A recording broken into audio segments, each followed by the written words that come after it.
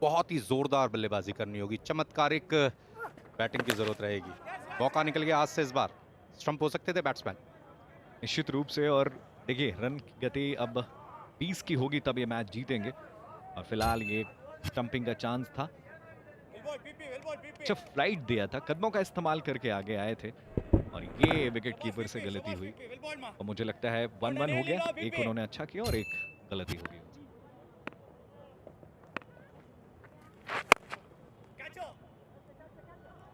बहुत बढ़िया कैच, बहुत ही चतुराई के साथ गेंद की गति में तब्दीली की थी, बहुत ही स्लो, बहुत ही धीमे तरीके से इस बॉल को रिलीज किया था पेट्रोल ने।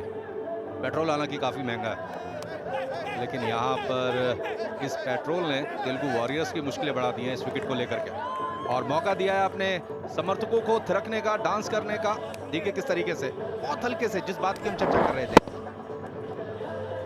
और ये खेला तो था ताकत के साथ, लेकिन खिंच के खींचने की कोशिश की अगेंस्ट रिटर्न, और वही हुआ। फील्डर को भी बहुत मुश्किलात नहीं करना पड़ा, उनको आराम से पीछे आए और फिर लपक लिया। 8 किए 10 गेंदों पर 43 पे 3 तेलुगु वॉरियर्स।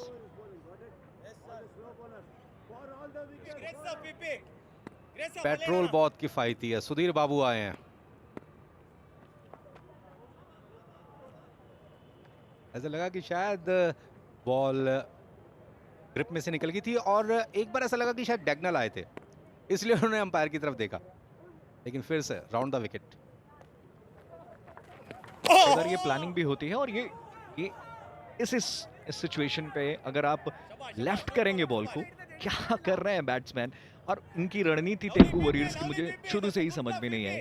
धीमी शुरुआत की, और यहाँ पे देखिए किस तरह से कैच हुए, आउट हुए। इतनी ज्यादा गेंदें जया कर ली उन्होंने, और उसके बाद एक शॉट के लिए गए और वो भी आउट हुआ।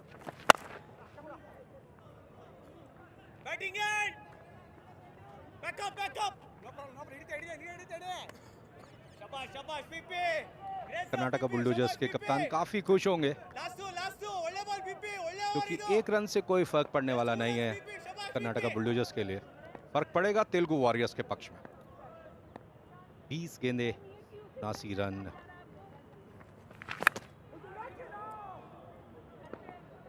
थर्ड क्षेत्र में लेदर लेग्स, और अंत में लेदर को मिली सफलता 4 रन। स्ट्रोक तो बढ़िया नहीं था, लेकिन रन आ गए 4। तो यहाँ पे आप स्क्रीन पे देख सकते हैं पंजाबी भांगड़ा देखने को मिला, क्योंकि ये चौका आया।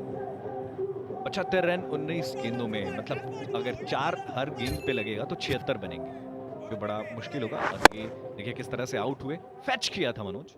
बहुत तेज शॉट था, लेकिन एंटिसिपेशन बहुत अच्छा था फील्डर का, और क्या रिएक्शन है, ये दिखाया कि मैंने अपने जाल में फंसा लिया बैट्समैन को।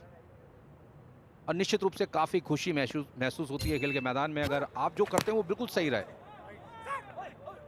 अंपायर के निर्णय से खुश नहीं पेट्रोल, यानी कि प्रसन्ना।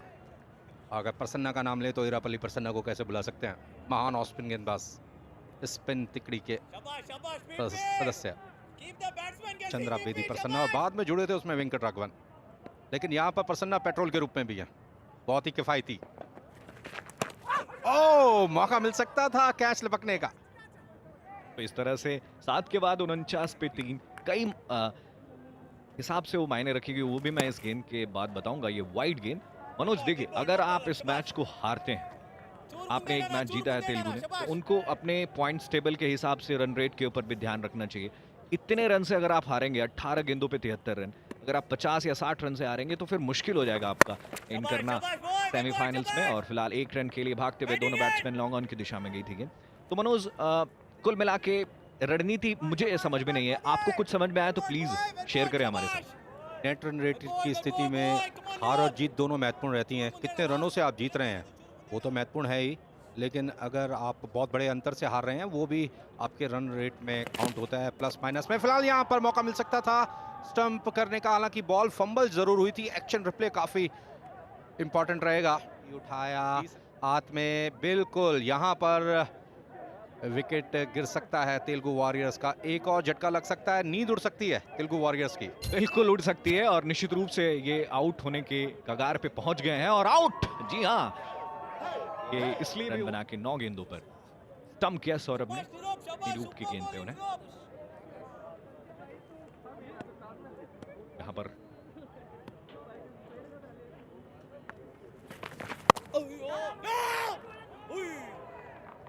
मिसफील्ड हुआ और 1 रन बनाने का मौका था वहां पर। तो एक एक रन मनोज, ये एक एक रन मुझे कुछ खास दिख नहीं रहे हैं यहाँ पे इस मैच में तेलुगु के लिए।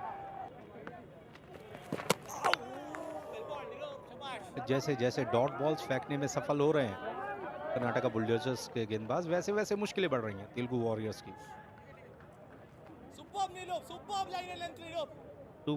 सुपर्ब नीरू, आपने सुना।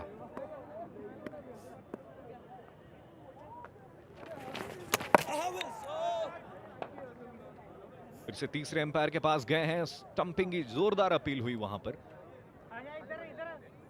फ्लाइट के अगेंस्ट गए थे आगे की तरफ खेलने के लिए और उसके बाद बीट हुए। ये देखिए रिप्ले में साफ जाहिर होता हुआ, थोड़ा सा पीछे से कर रहे हैं गेंद, खतरा हो सकता है लेकिन बल्ला शायद आया है या नहीं, अभी क्लियर हो जाएगा। जी आ गया है। Oh my God, oh my God,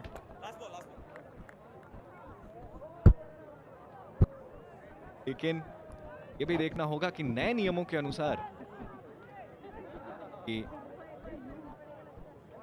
empire को तय करना होगा कि क्या है। एक बार सुरक्षित हो गए थे लेकिन फिर से उनका बल्ला हवा में गया है और देखिए, और जिस वक्त बल्ला हवा में था गिल्लियां बिखरी हैं मनोज। और ये तो सब तीसरे अंपायर को तय करना है। और जैसा कि नए नियम है लॉज ऑफ क्रिकेट MCC, उसमें once you regain your crease and after that your bat is not grounded, then the umpire shall declare batsman or striker not out. These are the amended rules in the laws of cricket. जैसे आप अधिकतर देखते हैं ना, उड़ता हुआ bat, run लेते हुए बैट्समैन अपनी क्रीज में आ गया, क्रीज रिगेन कर लिया, उसके बाद बैट उड़ गया। अधिकतर हम यही शब्द यूज करते हैं, उड़ता हुआ बैट। तो अब वो उड़ते हुए बैट में अगर once you regain your crease तो आप आउट नहीं होंगे, भले ही आपका बैट ग्राउंडेड ना हो। बिल्कुल सही निर्णय दिया था अंपायर ने। इस तरह से 8 ओवर के बाद 53 4 विकेट के नुकसान पे तेलुगु वॉरियर्स